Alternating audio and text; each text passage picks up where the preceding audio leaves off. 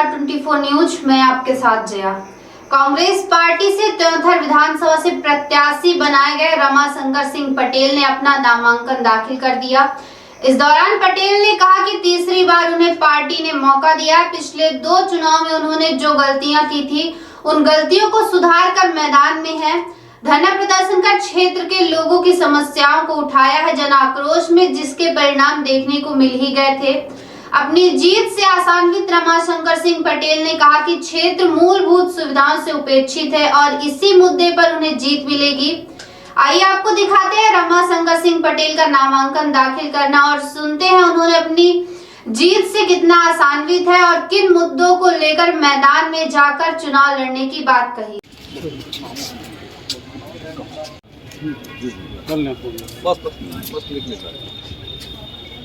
और ऐसे आ भी किनारे ऐसा पीछे ये नंबर शॉट और जल्दी करिए जी जी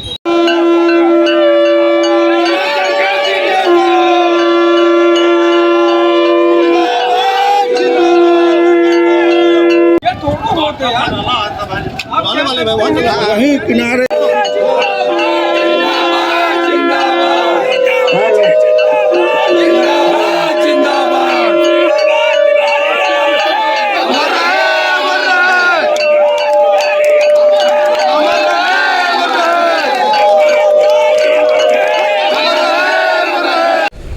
भैया अगर फॉर्म भरना है भैया इन मुद्दों पर चुनाव लड़ रहे हैं। कांग्रेस पार्टी ने मौका दिया है त्योंथर विधानसभा क्षेत्र से चुनाव लड़ने का फिर से, और मुद्दे तो बहुत हैं। शिक्षा, स्वास्थ्य, सड़क, बिजली, पानी, रोजगार, ये तमाम मुद्दे हैं जिनको लेके हम लोग मैदान में हैं, डटे हुए हैं।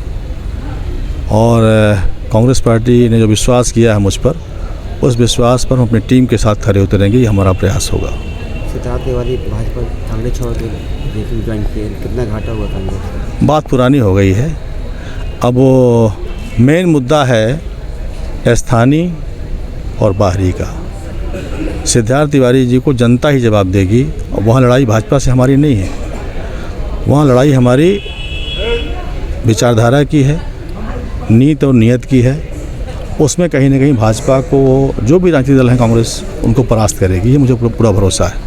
कांग्रेस या भाजपा की बात करें तो दोनों ही दल इस समय इस्तीफों और दल बदल का दौर जारी है। कितना असर पड़ेगा चुनाव पर? क्या मानते हैं? ये लोकतंत्र में सुधार की प्रक्रिया चलती है जो इस देश के अंदर लगातार चल रही है। खासतौर से जब से भाजपा आई है इस देश के अंदर, केंद्र में और राज्य में सरकार में आई है, तब से ये दौर कुछ ज़्यादा शुरू हो गया है इस तरीके से।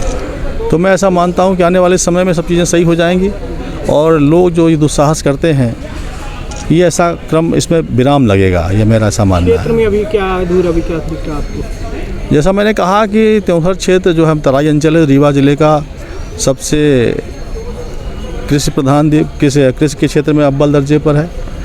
सबसे ज़्यादा वहाँ पर दूध उत्पादन होता है जिले का, लेकिन वहाँ अवसर नहीं मिला, न तो नौजवानों को मिला, न किसानों को मिला, न मजदूरों के उनके वास्तविक श्रम का मूल्य मिलता है। ऐसे बहुत सारे मुद्दे हैं। अगर आप जीतते हैं और प्रदेश में आपकी सरकार बनती है तो पहला काम आप क्या करेंगे त्योंथर क्षेत्र के लिए? देखिए, मेरा प्रयास होगा कि जो हमारे यहाँ जीवनदानी योजना है, मिनी बाढ़ सागर, इसको त्योंथर फ्लो कहते हैं, पिछले 12 साल से वो योजना चल रही, लंबित है।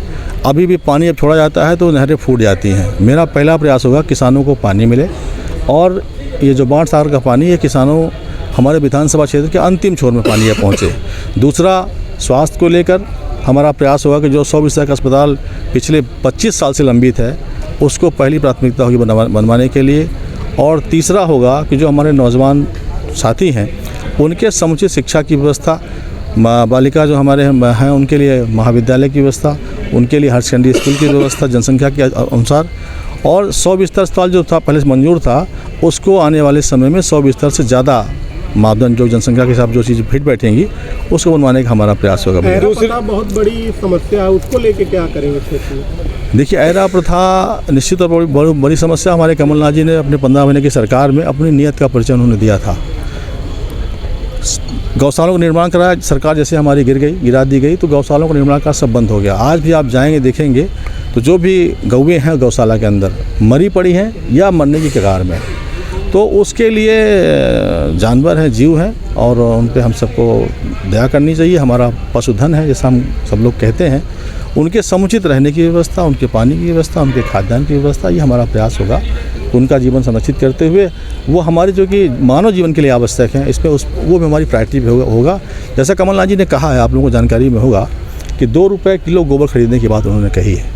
तो जब हमारे लिए वो एक तरीके से धन हो जाएगा और हम उसके संरक्षण के लिए हमको ज़रूरत भी है, तो बेहतर काम सरकार हमारी करेगी। हम ऐसा प्रयास करेंगे। दूसरी बार आपका चुनाव है, तीसरी बार पार्टी ने मुझ पर विश्वास किया है। उसमें मेरी ही कमियां थी, मैं अपनी गलती मानता हूं कि बूथ लेवल पे जो हमारे पास खुद का जो अनुभव होना चाहिए, जो हमारे मतदाता भाई हैं, जो उनकी ज़रूरतें थीं, जो उनके मुद्दे थे, उनको हम उनके नज़दीक तक नहीं पहुंच पाए। इन 5 सालों में मैंने काफ़ी प्रयास किया है और जन जन तक मैं पहुंचा हूं। और जो समस्याएं थी समय समय पर हमने आंदोलन, प्रदर्शन, धरना देकर उन समस्याओं को हम लोगों ने उठाया है। कोविड जैसी महामारी में भी हम लोगों ने बढ़ चढ़ के लोगों की मदद की है, जो सहयोग बन पड़ा हम लोगों ने किया है। बहुत सारे ऐसे काम हैं जिनकी वजह से जनता हम लोगों को इस बार मौका देगी, हम ऐसा विश्वास करते हैं। जन आक्रोश का कितना असर मान रहे हैं?